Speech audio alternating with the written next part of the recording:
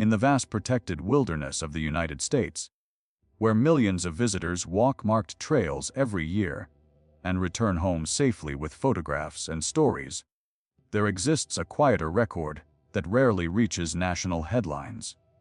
It is a record not of accidents easily explained, nor of reckless adventurers pushing beyond their limits, but of ordinary people who stepped into forests, parks, and mountain ranges and simply did not come back.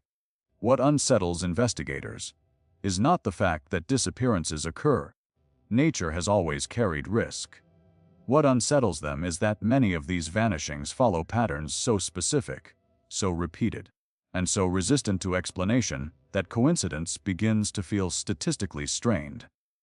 Across different states, in terrain separated by thousands of miles, similar details continue to surface.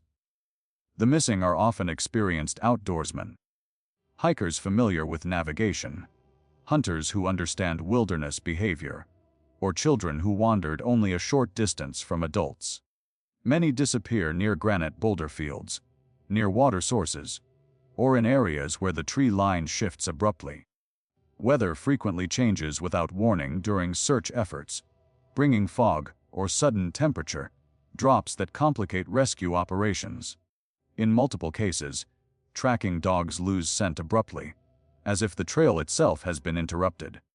Personal items are sometimes found in locations that require unexpected elevation gain, placed or dropped in ways that defy the logic of exhaustion or panic. Shoes appear separated from bodies. Clothing is removed despite cold conditions. And often, there is no evidence of struggle, no clear sign of animal interference, no logical route that explains how the individual reached the location where they were last traced. These cases are not grouped together by any official federal classification. There is no publicly maintained national database exclusively cataloging missing persons within protected wilderness lands. Reports are dispersed across jurisdictions managed by park services, local law enforcement, or county authorities. Without centralization, patterns are difficult to quantify, and without quantification, patterns are easy to dismiss. Each disappearance is treated as isolated. Each family is told the same careful language: accidents happen, terrain is unforgiving, people make mistakes. Yet when investigators begin placing case files side by side, similarities emerge with uncomfortable consistency. Consider the case of Ethan Caldwell, a 34-year-old former Air Force survival instructor, who entered a mountainous region in Colorado for a routine solo hike in early autumn. Caldwell was not inexperienced. He had completed advanced wilderness training, carried reliable navigation equipment, and informed his family of his planned return time. His vehicle was later found parked correctly at the designated trailhead. There were no signs of urgency or deviation. His backpack contained standard gear. His phone signal was recorded at midday. Then it stopped. Search teams were deployed quickly, covering grid sections methodically. Helicopters scanned ridgelines. Thermal drones passed overhead. Volunteers combed through dense pine corridors. For days, nothing surfaced. It was as if the terrain had absorbed him, without leaving disturbance behind. When anomalies repeat across states, professionals are trained to search for rational explanation. Wildlife behavior, sudden medical emergencies, dehydration, hypothermia, falls from elevation, disorientation caused by terrain similarity. These explanations account for many tragedies every year. Yet in several cases resembling Caldwell's, the variables do not align cleanly with those scenarios. Bodies, when eventually discovered, have sometimes been located in previously searched zones. Elevation gain contradicts expected patterns of fatigue. Clothing removal occurs without clear medical markers. Technology malfunctions in narrow windows. And in some instances, weather systems shift precisely during active search operations, limiting visibility and resetting progress. For families, the absence of explanation becomes its own form of gravity. The mind searches for narrative closure, because uncertainty is more corrosive than grief. Without a coherent story, imagination fills the silence. Yet officials remain cautious, emphasizing that wilderness is inherently unpredictable, and that patterns can emerge where none truly exist. Human perception is wired to detect repetition, even in randomness. Still, when repetition becomes measurable, when certain environmental markers appear again and again, the question evolves from emotional speculation into analytical concern. National parks were designed as sanctuaries, spaces where the wild is preserved yet managed. Trails are mapped, rangers patrol, emergency protocols exist. Visitors trust that while nature remains powerful, it is not unknowable. That trust depends on the belief that risk can be calculated and mitigated. When disappearances resist calculation, that belief weakens.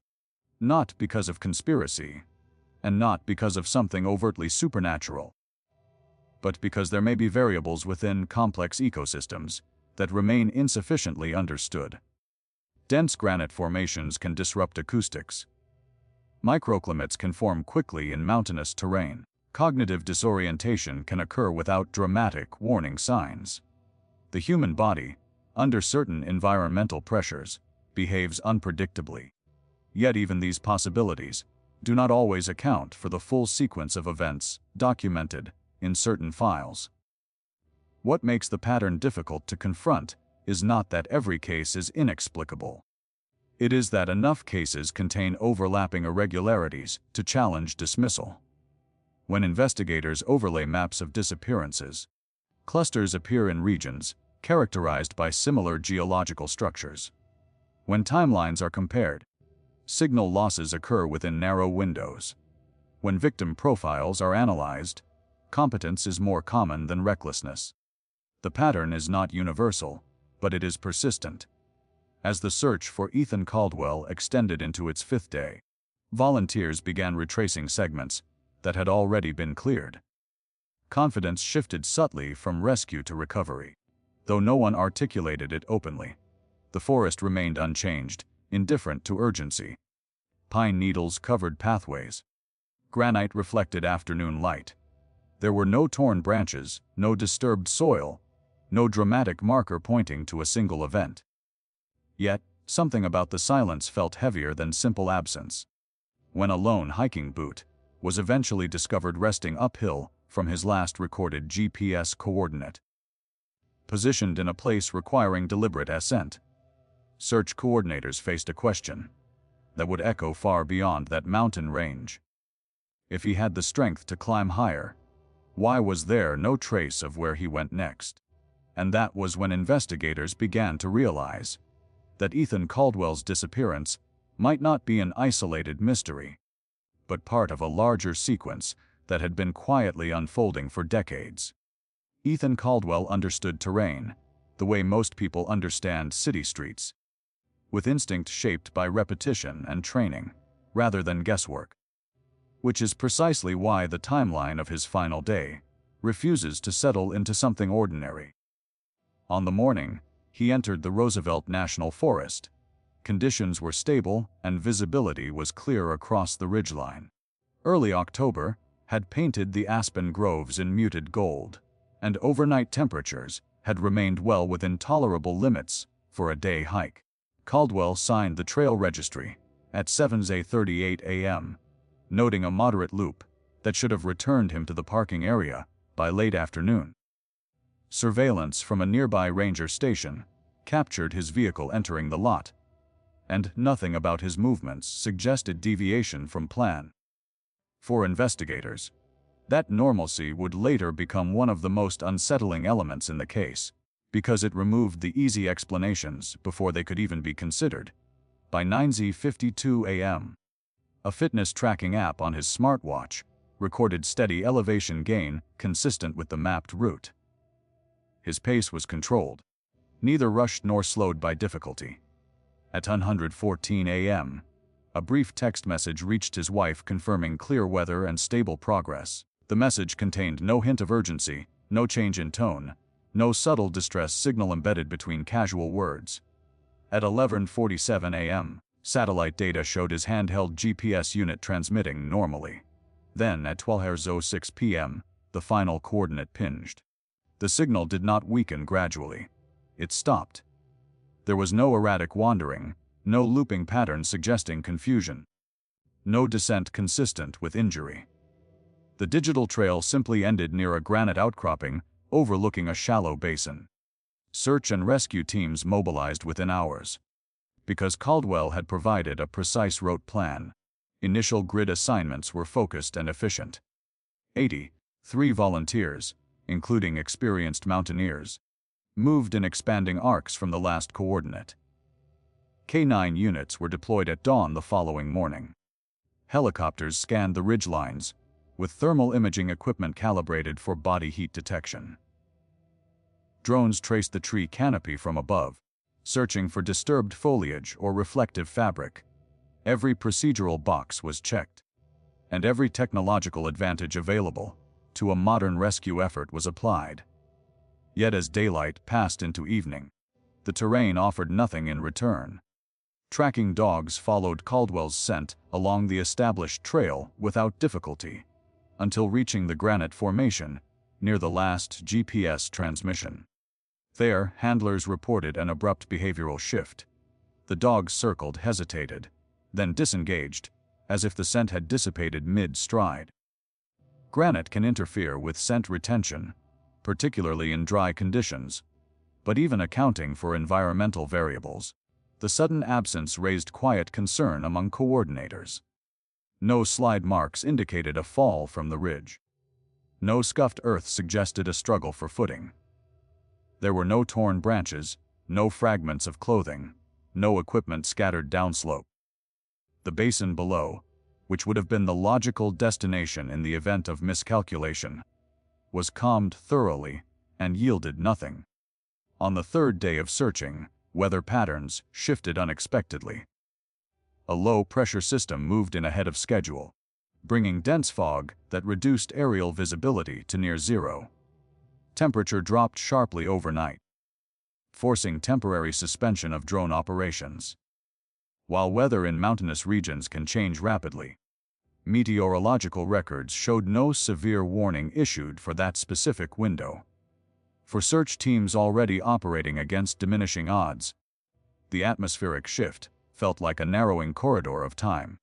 Each delay compounded the difficulty of interpreting physical traces that might already have been subtle. Then, late on the fourth afternoon, a volunteer ascending a secondary ridge located an object partially concealed beneath scrub brush. It was one of Caldwell's hiking boots. The discovery site was approximately 900 vertical feet above the last GPS coordinate and required deliberate effort to reach. The boot showed no tearing, no damage consistent with animal interference, and no indication it had been forcibly removed. Its laces were loosened but intact. The surrounding soil bore no clear footprints beyond light impressions that could not be conclusively tied to a timeline. There was no corresponding sock, no second boot, no pack, no additional personal items. The terrain between the final coordinate and the boot location presented a steep, uneven ascent that would challenge even a trained climber, yet no traceable path connected the 2 points. Investigators considered the possibility that Caldwell had chosen to leave the marked trail intentionally, perhaps in pursuit of wildlife photography or an alternate vantage point.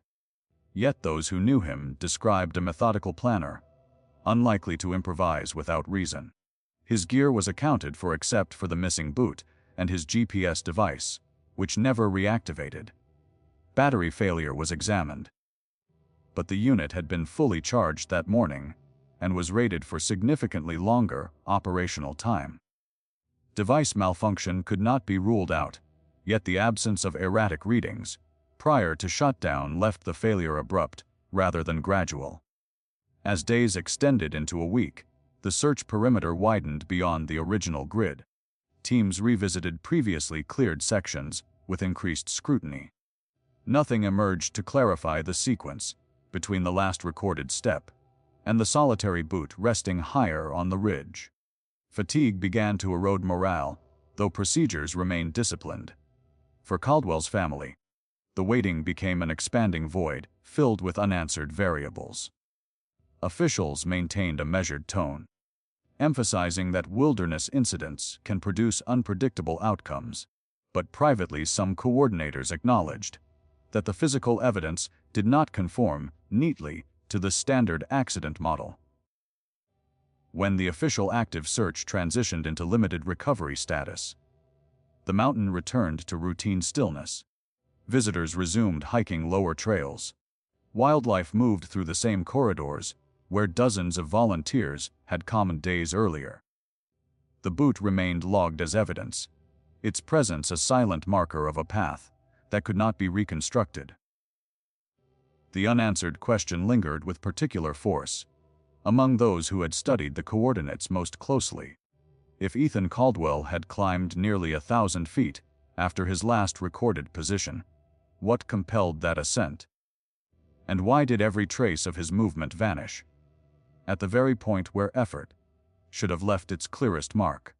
What unsettled analysts was not Ethan Caldwell's disappearance in isolation, but how familiar it began to look once his file was placed beside others from different states, different years, and entirely different landscapes. When individual tragedies are examined alone, they appear contained within their own circumstances, shaped by weather, terrain, or human miscalculation. Yet when investigators began mapping coordinates from dozens of unresolved wilderness cases across the United States, a quiet repetition surfaced that resisted dismissal. The forests of Colorado did not resemble the dense stretches of the Appalachian backcountry, nor did they mirror the granite corridors of Northern California. Yet the structural details of certain disappearances overlapped with uncomfortable precision. Clusters began to appear in regions defined by similar geological features. Granite boulder fields were common denominators in multiple cases, particularly in sections of the Sierra Nevada and parts of Montana's high country. Water sources, creeks, seasonal streams, alpine lakes, frequently lay within proximity to last known locations. Elevation shifts were often involved, with individuals either vanishing near steep inclines or later being found at higher altitudes than expected. When plotted on a national map, these cases did not form a uniform pattern, but they formed pockets, dense concentrations that stood out against statistical randomness. Analysts cautious of confirmation bias rechecked variables repeatedly, yet the clusters persisted. Victim profiles introduced another layer of similarity. Many were physically capable adults between 20 and 50 years old, experienced hikers or hunters accustomed to wilderness navigation. A smaller but notable subset involved children under the age of 10 who disappeared within short distances of caregivers. In certain cases, individuals with mild cognitive disabilities were among the missing. These demographic overlaps did not prove causation, but they complicated the assumption that recklessness was the primary driver. If incompetence were the leading factor, the distribution of cases would be more chaotic. Instead, competence appeared repeatedly in the background of disappearance reports. Environmental disruptions during search operations added further tension to the emerging pattern. Sudden fog banks rolled in without extended forecast warning. Unexpected snow flurries delayed aerial sweeps. Lightning storms forced temporary evacuation of volunteers. While such weather shifts are not unusual in mountainous terrain, the frequency with which search efforts encountered abrupt atmospheric interference drew attention. In several reports, weather delays occurred within hours of organized grid deployment, compressing already narrow recovery windows. Investigators debated whether this correlation was coincidental, yet its recurrence demanded notation. Then there were the recoveries that deepened rather than resolved uncertainty. In California's Trinity Alps region, a man named Aaron Whitaker vanished during a day hike along a marked loop trail. After a week of searching, his remains were located in an area previously cleared by trained volunteers. The official explanation cited exposure and disorientation, yet the location raised questions about how the body had gone unnoticed during earlier sweeps. in Montana's Bitterroot Range. 8-year-old Olivia Mercer disappeared while playing near her family's campsite. She was found 2 days later miles uphill, dehydrated but alive, in terrain requiring elevation gain, beyond what search teams believed she could traverse alone. She later exhibited fragmented memory of how she reached that ridge. Investigators documented the anomaly, but could not conclusively reconstruct the path. Clothing irregularities surfaced across multiple states. Shoes separated from bodies appeared more often than statistical averages predicted. In certain cold weather cases, garments were removed despite conditions that should have reinforced the instinct to conserve warmth. Medical literature recognizes paradoxical undressing in extreme hypothermia scenarios. Yet the distances some individuals traveled before removal complicated straightforward application of that explanation. In a handful of cases, personal belongings were discovered neatly placed, rather than scattered, as if intentionally set down, rather than dropped in panic. Data limitations prevented definitive statistical modeling. National parks do not maintain a unified, publicly accessible database exclusively tracking missing persons across all jurisdictions. Records are fragmented, dispersed among federal, state, and county agencies. Without centralized reporting, comprehensive analysis requires manual compilation. Independent researchers attempting to identify patterns often rely on publicly available case summaries, which vary in detail and completeness. Critics argue that selective inclusion can distort perception, while proponents counter that even incomplete data reveals recurring elements too consistent to ignore. Between those positions lies an unresolved analytical tension. What remained undeniable was the emotional impact on families who began discovering similarities between their loved ones' disappearances and those occurring hundreds of miles away. Online forums formed where case details were compared, maps were overlaid, timelines were reconstructed. For some, the repetition offered grim solidarity. For others, it amplified anxiety that something larger was at play. Authorities maintained that wilderness environments are inherently complex systems where overlapping variables naturally produce repeated outcomes. Skeptics accepted this reasoning. Others questioned whether all variables had truly been accounted for. When Caldwell's case entered broader discussions, it was not presented as proof of a national mystery, but as another entry in a growing archive of unresolved wilderness vanishings. Analysts studying his elevation anomaly noted its similarity to cases in Oregon and New Mexico. The abrupt GPS termination mirrored signal losses reported elsewhere. The single boot found uphill echoed footwear recoveries from unrelated states. Individually, each element could be rationalized. Collectively, they formed a structure that seemed less accidental and more patterned.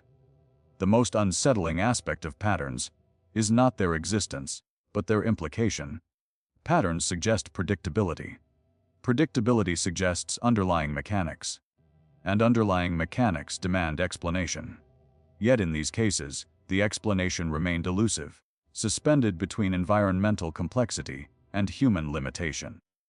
As more files were quietly compared and more coordinates marked on overlapping maps, investigators faced a widening question that extended beyond any single forest or mountain range. If these disappearances were truly isolated accidents, why did they continue to resemble one another with such persistent precision? The deeper families searched for connections between these disappearances. The more they encountered a barrier that felt less like resistance and more like indifference. It was not that officials refused to investigate. Search and rescue teams often mobilized with urgency and professionalism. It was what happened afterward that unsettled many of the affected families.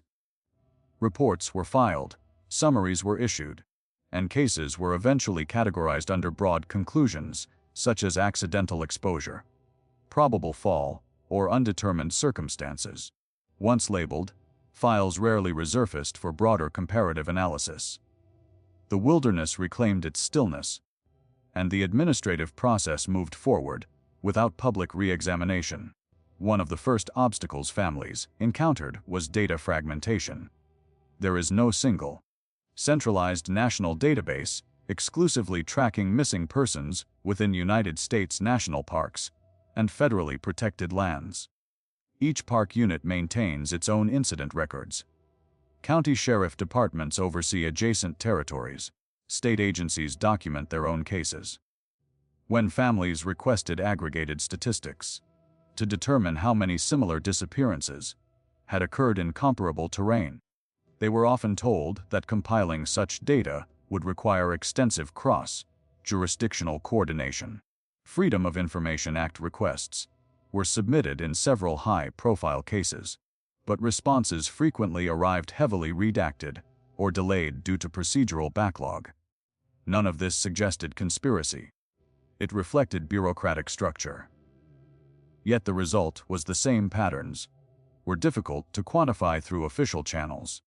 Language within case summaries also contributed to frustration. Phrases such as likely disoriented, probable environmental exposure, or no evidence of foul play appeared consistently. While these descriptors are common in missing person investigations, families noted that they often preceded complete recovery of remains or definitive reconstruction of events. In some instances, a presumed cause of death was assigned without a full environmental explanation of how the individual reached the location where they were discovered. When elevation gain contradicted fatigue models, or when personal belongings appeared in improbable positions, such anomalies were documented but not emphasized in final public statements. Search limitations were cited as another factor. Wilderness terrain presents immense logistical challenges. Dense tree canopy obstructs aerial visibility. Rocky substrates preserve limited footprints. Wildlife activity can alter physical evidence. Budgetary constraints limit prolonged deployment of large teams. These realities are not disputed by professionals in the field. However, in several cases, remains were discovered in areas that had previously undergone structured grid searches, conducted by trained volunteers. Officials explained that visual searches can miss partially concealed objects, particularly when environmental camouflage is strong. Even so, families questioned how entire bodies could go undetected within defined perimeters that had been cleared more than once. Media coverage further shaped perception. Local news outlets often reported initial disappearances with urgency, broadcasting helicopter footage and volunteer mobilization efforts. As days passed without resolution, coverage typically diminished. National attention rarely materialized, unless the case involved particularly unusual circumstances or extended recovery efforts. Without sustained reporting, broader public awareness of recurring similarities remained limited. Each disappearance was framed as tragic but isolated, preventing cumulative scrutiny. For families like the Caldwells, institutional restraint felt like emotional distance. Ethan Caldwell's case file, once transferred from active search to limited recovery status, became one among many unresolved entries. His wife submitted requests for detailed terrain analysis reports, hoping to understand how her husband's boot could have been located 900 feet above his last GPS coordinate. The response emphasized that individuals under stress can make unpredictable movements, and that terrain interpretation, after the fact, is inherently uncertain. The explanation did not contradict known wilderness psychology, yet it left the central anomaly unaddressed. There were no physical indicators connecting the coordinate to the recovery site. Some critics argue that authorities avoid highlighting patterns to prevent unnecessary public alarm. National parks depend on tourism and public trust. Emphasizing unsolved disappearances could distort risk perception. Officials counter that publicizing incomplete pattern analysis may encourage speculative narratives unsupported by evidence. Between caution and transparency lies a tension that has yet to be fully resolved. Most park rangers and search coordinators operate with integrity and commitment. Yet systemic structure does not prioritize comparative anomaly analysis across state lines. Without central oversight, similarities remain dispersed across archives. There is also a psychological dimension to institutional response. Humans, including investigators, seek explanations that align with established models. Accidental exposure and disorientation are statistically common in wilderness incidents. Introducing uncertainty beyond those frameworks complicates communication and resource allocation. When evidence does not clearly contradict standard explanations, the default classification often prevails. This approach minimizes speculation, but may also obscure subtle patterns that require interdisciplinary study involving geology, meteorology, cognitive science, and data analytics. As independent researchers compiled case comparisons outside official structures, tensions occasionally surfaced between private analysts and public agencies. Officials emphasized that selective data interpretation can create artificial clusters. Researchers countered that consistent variables deserve deeper evaluation rather than dismissal. The debate remained largely academic, yet for families awaiting clarity, it carried personal weight.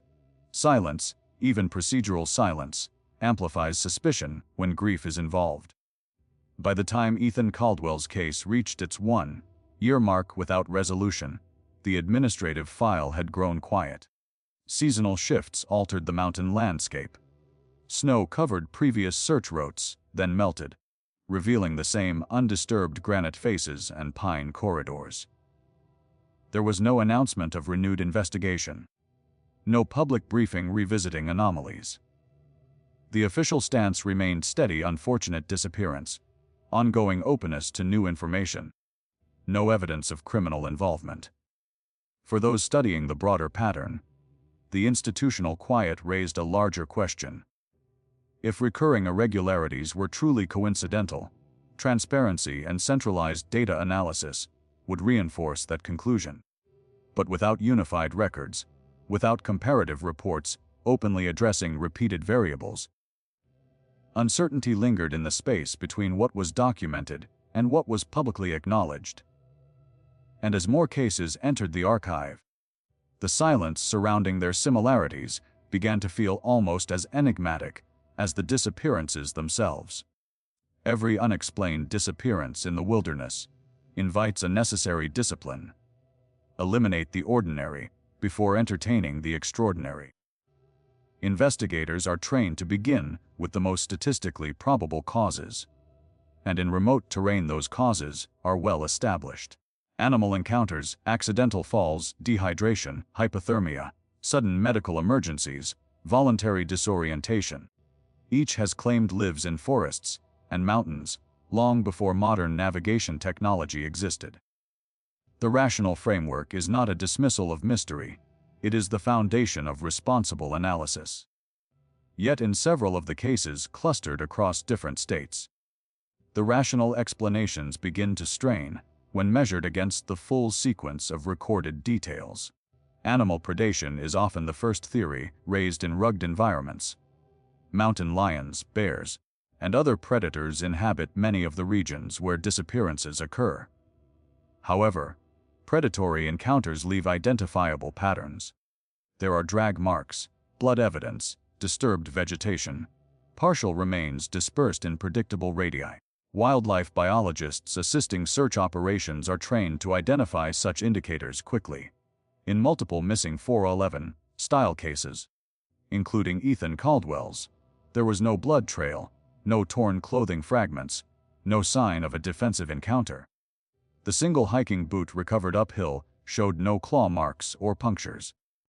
While it remains possible that wildlife activity can erase certain evidence over time, the complete absence of physical disturbance, in several incidents, complicates the predator model.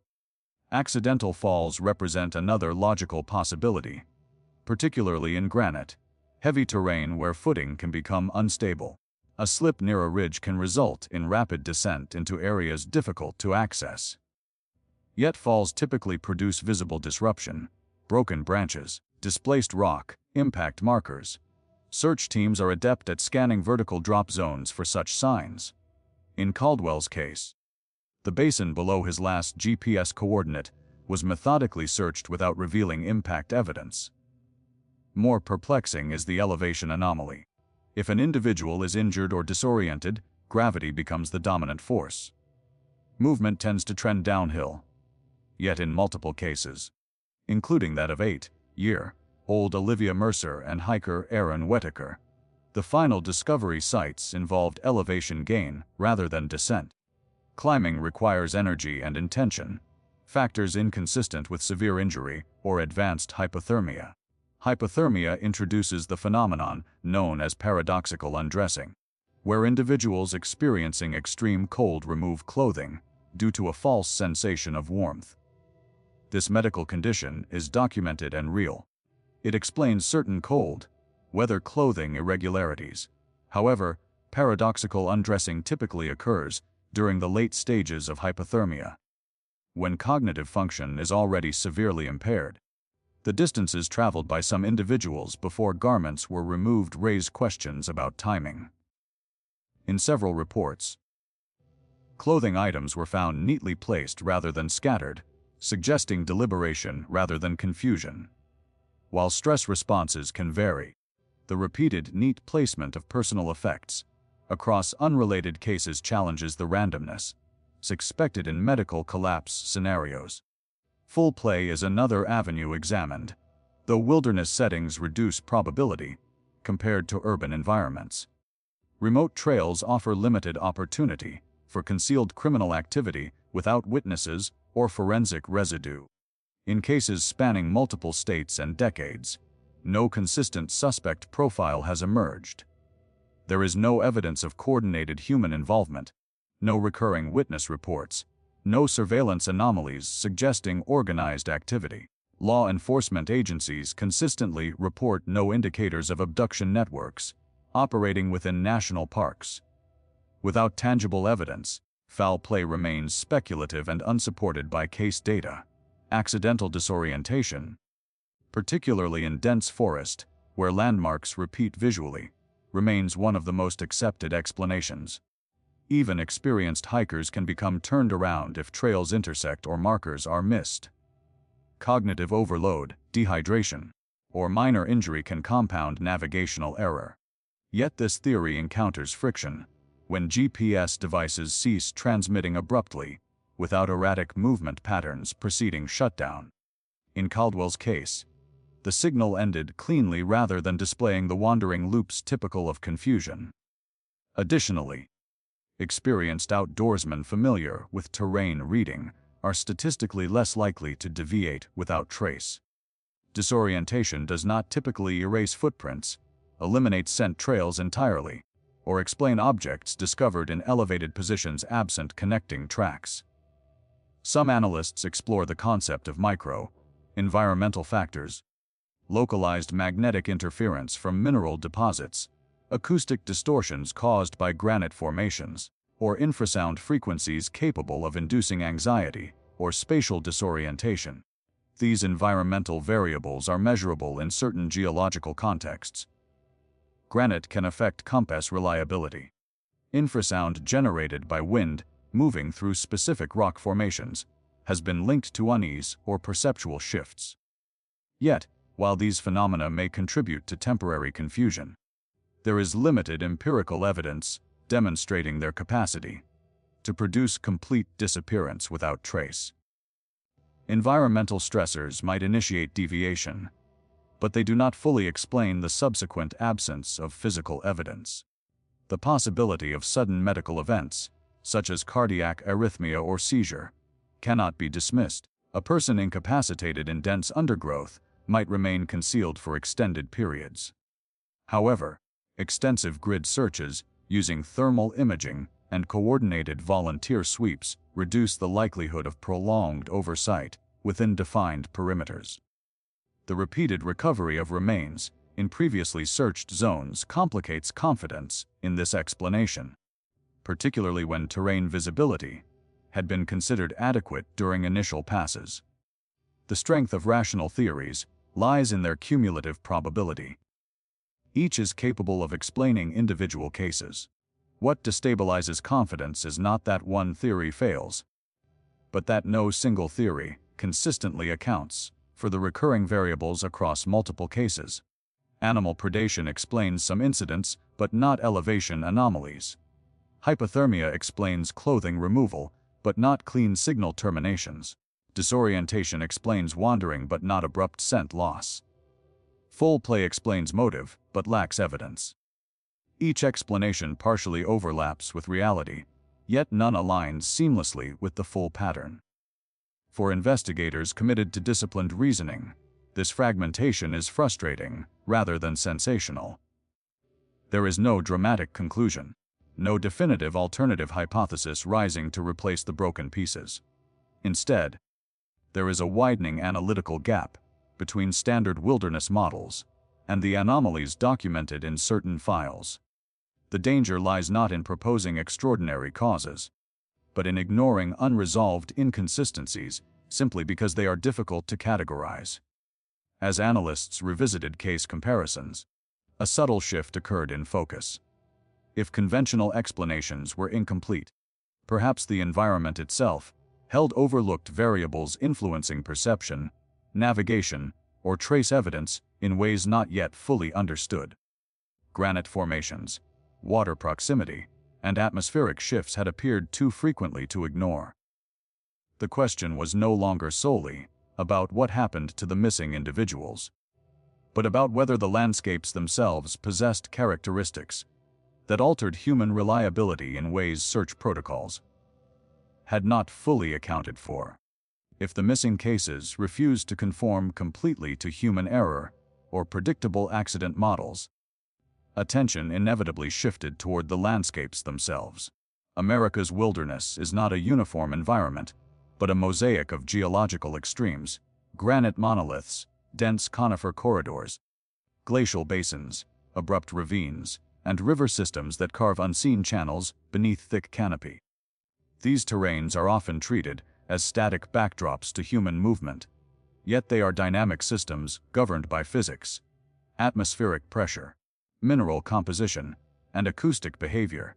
In certain clusters of disappearances, environmental variables appeared not merely present, but unusually influential.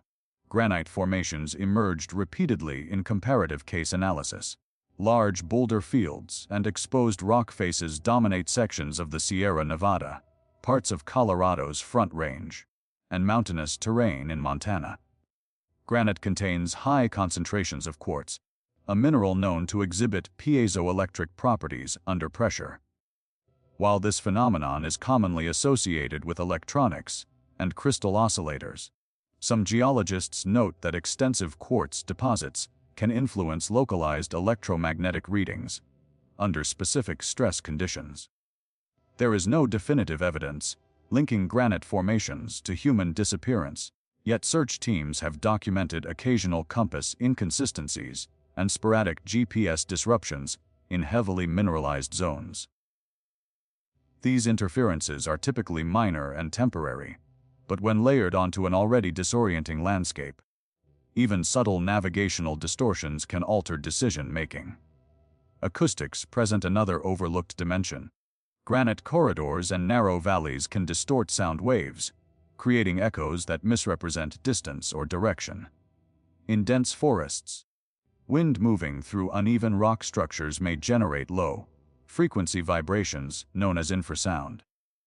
Scientific studies have shown that infrasound, though often below the threshold of conscious hearing, can induce feelings of unease, anxiety, or disorientation in humans. A hiker navigating a remote basin, where wind funnels unpredictably between rock faces, might experience subtle physiological stress without immediately identifying its source. Stress narrows cognitive bandwidth. Narrowed cognition increases the likelihood of small navigational errors. In terrain where visual markers repeat, even minor deviation can shift a person off an intended route.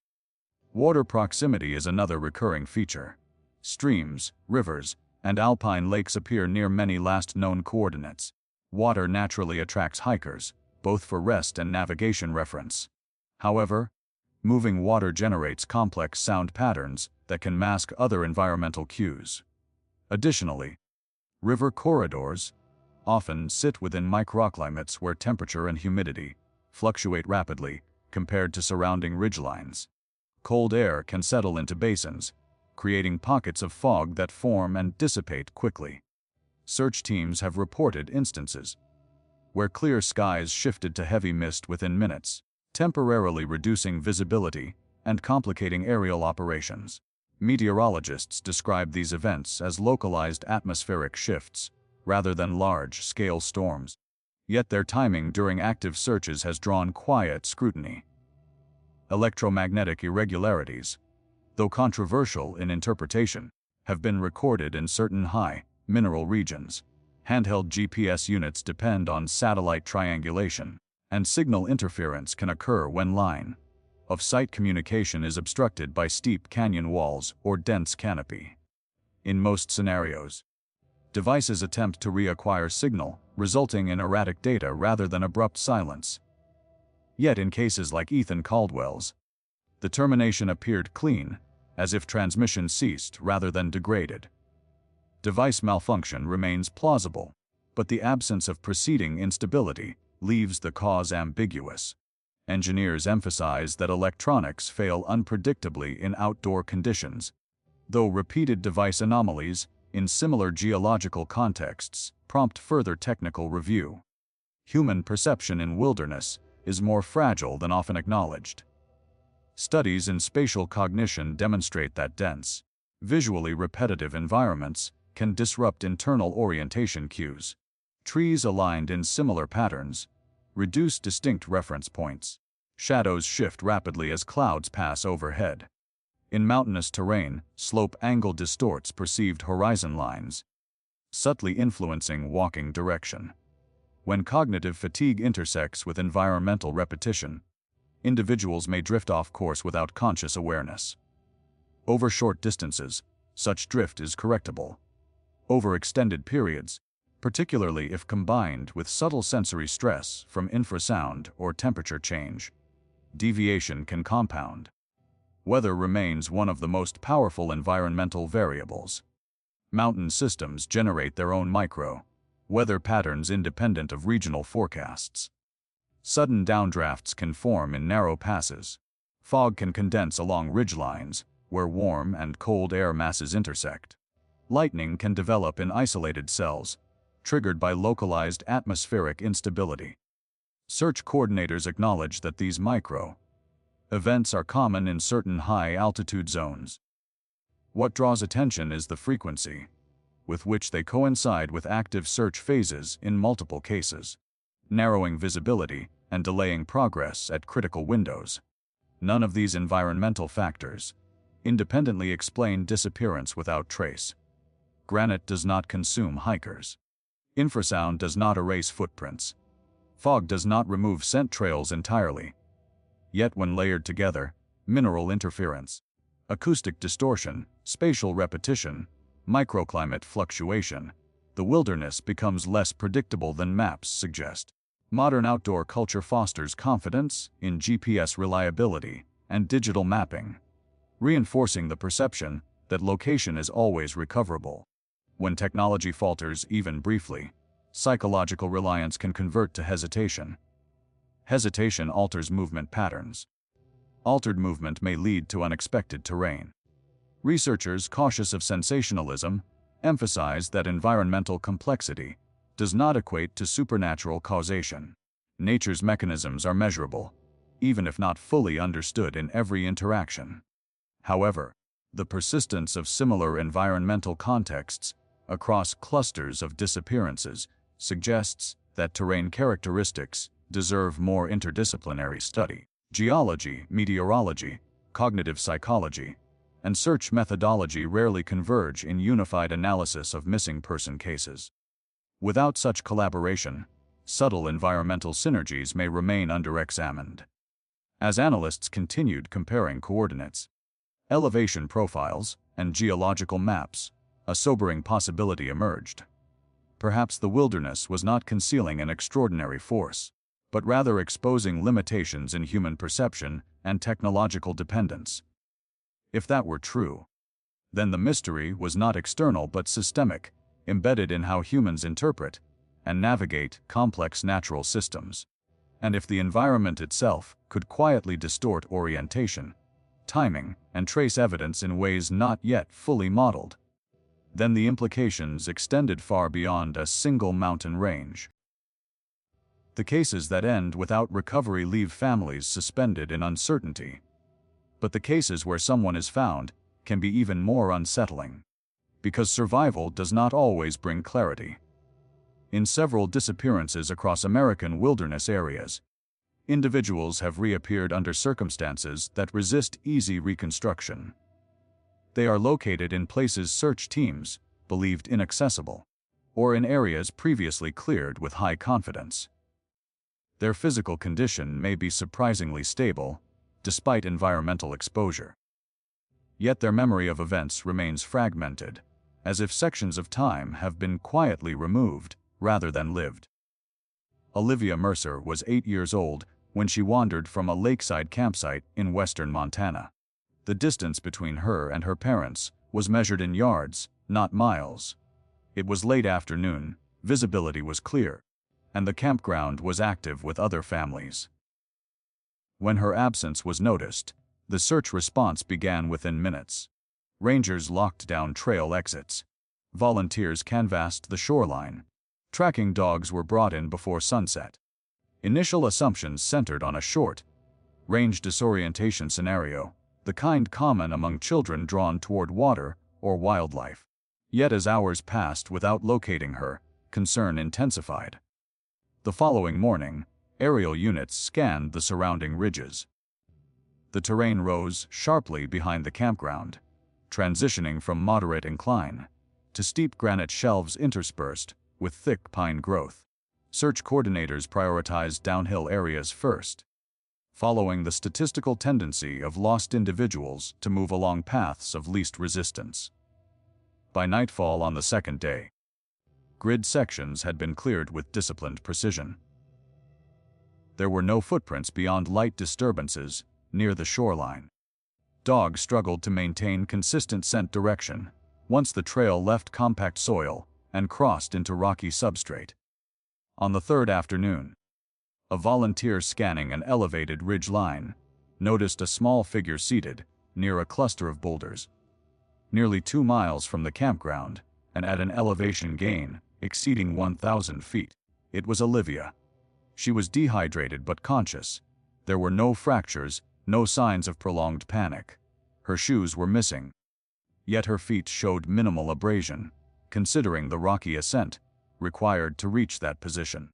Medical evaluation later confirmed mild exposure, but no severe trauma. When gently asked how she reached the ridge, her responses were fragmented. She remembered walking toward trees. She remembered feeling as though she had been gone for only a short time. She did not recall climbing. In California's Shasta, Trinity region, a 39-year-old trail runner named Daniel Harper vanished during a timed endurance loop. He was physically conditioned and familiar with the terrain. His smartwatch recorded a steady pace until data abruptly ceased near a ravine intersecting a granite corridor. After 6 days of searching, his body was located within a previously cleared sector, less than half a mile from the initial grid center. Officials attributed his death to exposure following disorientation. Yet volunteers who had searched that exact corridor during the first 48 hours expressed quiet confusion. Visibility had been clear. The area was not heavily concealed. How an adult male could remain undetected within that radius remained an unresolved point of discomfort. Recovered individuals sometimes report a subtle distortion in time perception. They describe the sense that only hours have passed when days have elapsed. Cognitive psychologists acknowledge that stress can alter temporal awareness, compressing or stretching perceived duration. However, when multiple survivors across different states report similar sensations of temporal compression without shared context, the detail becomes difficult to ignore. It does not confirm a singular cause, but it deepens the strangeness of the experience. Clothing irregularities resurface in found cases as well. Shoes missing without severe foot damage. Jackets removed despite cool temperatures. In a Colorado incident separate from Caldwell's case, a hiker named Melissa Grant was discovered sitting beneath a tree line several miles from her intended trail, barefoot. Her outer layers folded beside her.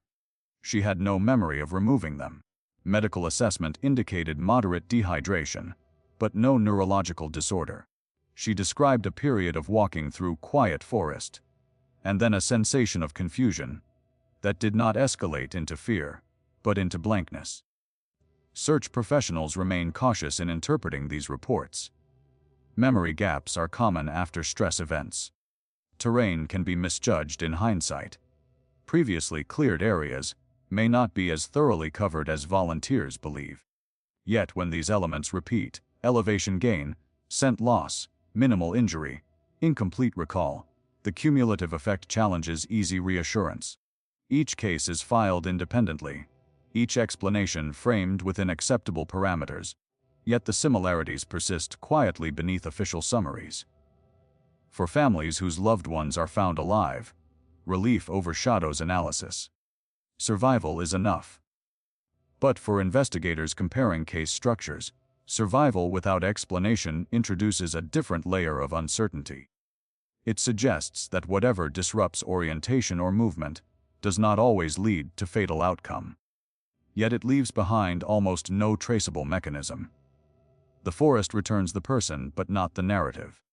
As researchers overlaid survivor accounts with unresolved disappearance files, an unsettling convergence appeared. The same environmental markers, the same elevation anomalies, the same abrupt signal losses appeared in both fatal and non-fatal cases. The difference seemed less about location and more about timing. Some individuals reemerged before exposure became irreversible. Others did not. The underlying trigger, whatever initiated deviation, remained undefined. When analysts revisited Ethan Caldwell's final coordinates in light of these found cases, a new question emerged. If some individuals wandered into zones of disorientation and later regained orientation, could Caldwell have experienced the same initial disruption, but without the opportunity to recover? And if so, what exactly occurs in those moments when orientation fails? When time feels altered? When movement deviates uphill rather than down? The wilderness had returned a few, but it had not explained itself. In the end, the most unsettling realization is not that something supernatural hides in America's forests, nor that a single invisible force is responsible for every unexplained disappearance. The deeper discomfort comes from something quieter and far more grounded. The possibility that the wilderness operates within layers of complexity that human systems, despite their technology and structure, have not fully mapped. When patterns repeat without clean explanation, the instinct is to search for a dramatic cause. Yet what if the truth is less theatrical and more humbling? An exposure of human overconfidence in environments that were never designed for predictability.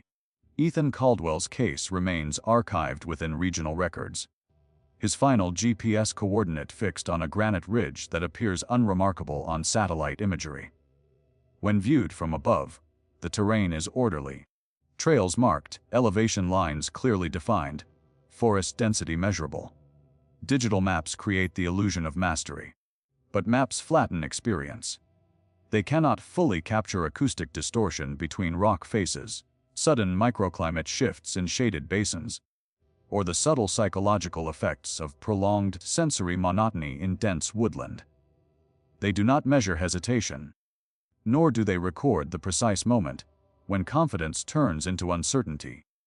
Modern hikers trust devices that communicate with satellites orbiting thousands of miles above Earth. GPS systems triangulate position with extraordinary accuracy under optimal conditions.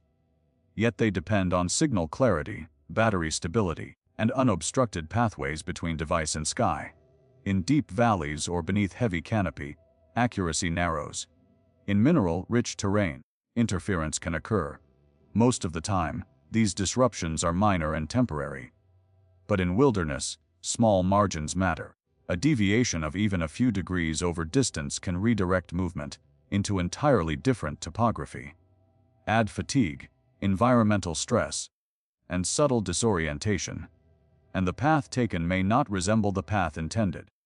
The repeated elevation anomalies across cases challenge intuitive assumptions. Humans under stress typically conserve energy, gravitating downhill where gravity assists movement. Yet several individuals, including survivors like Olivia Mercer, were located uphill from last known positions. Analysts debate whether this reflects instinctual attempts to gain visual perspective or random movement, amplified by terrain misjudgment. What remains unresolved is why the uphill trajectory often leaves minimal trace. Granite and rocky substrate limit footprint retention, and wind can quickly redistribute surface debris.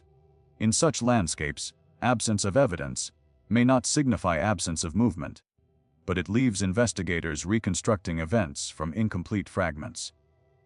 Institutional silence, often interpreted as concealment, may instead reflect structural limitation. Without a centralized federal database dedicated exclusively to wilderness disappearances, pattern recognition remains decentralized. Agencies focus on individual case resolution rather than cross-regional anomaly synthesis.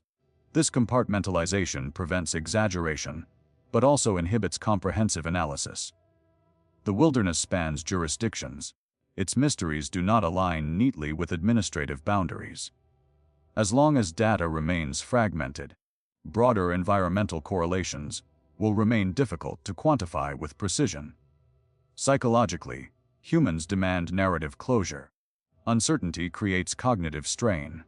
When a case cannot be fully explained, the mind seeks alternatives, conspiracy, hidden predators, unknown forces. Yet the more measured interpretation may be less satisfying. The wilderness is not malevolent, nor is it obligated to be coherent within human expectation. It is an evolving ecosystem governed by geology, weather dynamics, biological behavior, and sensory variables interacting simultaneously. Within that complexity, rare but repeating alignments of factors may create circumstances where orientation falters more easily than models predict. Time distortion reported by survivors introduces another layer of humility. Neurological research confirms that stress can compress perceived duration, altering memory formation and recall. In environments lacking stable visual anchors, cognitive mapping becomes unstable. The brain relies on landmarks to sequence experience. Remove consistent landmarks, and memory fragments. Survivors describing shortened or blurred intervals may not be recounting something extraordinary, but rather illustrating how human perception behaves under environmental strain. Yet when these reports echo across unrelated cases, they reinforce the possibility that certain terrains amplify such effects. As seasons pass, forests regenerate. Snow covers previous search grids. Rivers shift slightly with spring melt. Granite remains constant, indifferent. New hikers step onto marked trails carrying updated devices and renewed confidence. Most return safely, a few do not. Each disappearance is statistically rare within the millions who visit national parks annually. Yet rarity does not negate pattern. It merely reduces frequency. When rare events cluster around similar geological and environmental markers, they deserve analytical attention rather than dismissal. For the Caldwell family, closure remains elusive. There is no confirmed fall site, no recovered pack, no conclusive chain of events connecting his last coordinate to the solitary boot found uphill. The absence of violence, the absence of struggle, the absence of clear descent all converge into a narrative gap. That gap does not demand supernatural explanation. It demands recognition that some environmental interactions exceed current modeling precision. Perhaps the most sobering conclusion is this: the wilderness does not fail. GPS devices fail, human perception fails. Search grids, no matter how disciplined, can overlook what blends seamlessly into terrain. Nature operates without regard for clarity. Its systems are neither hostile nor compassionate. They are indifferent.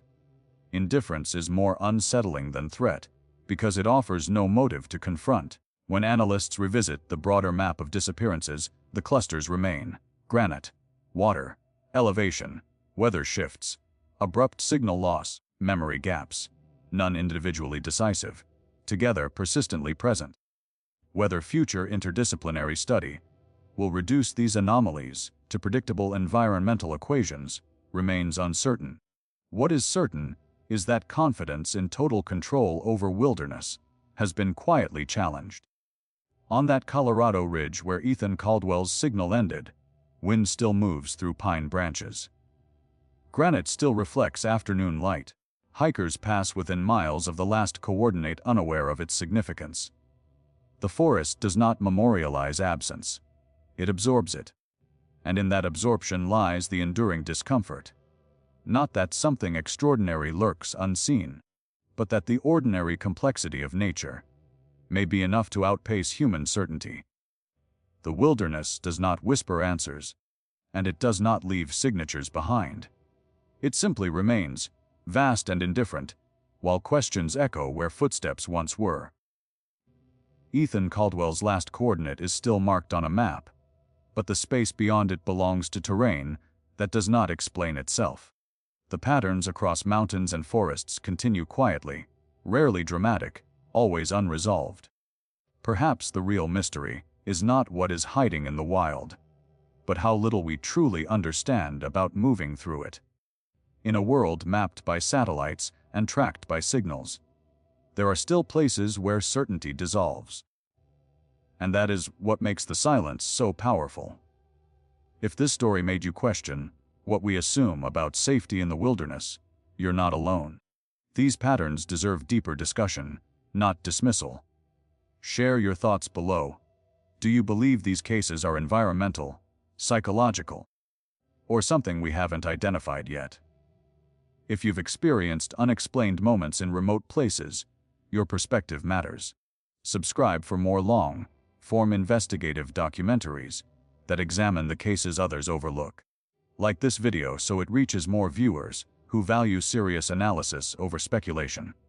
And most importantly, stay aware, because the wilderness doesn't require belief to remain unpredictable.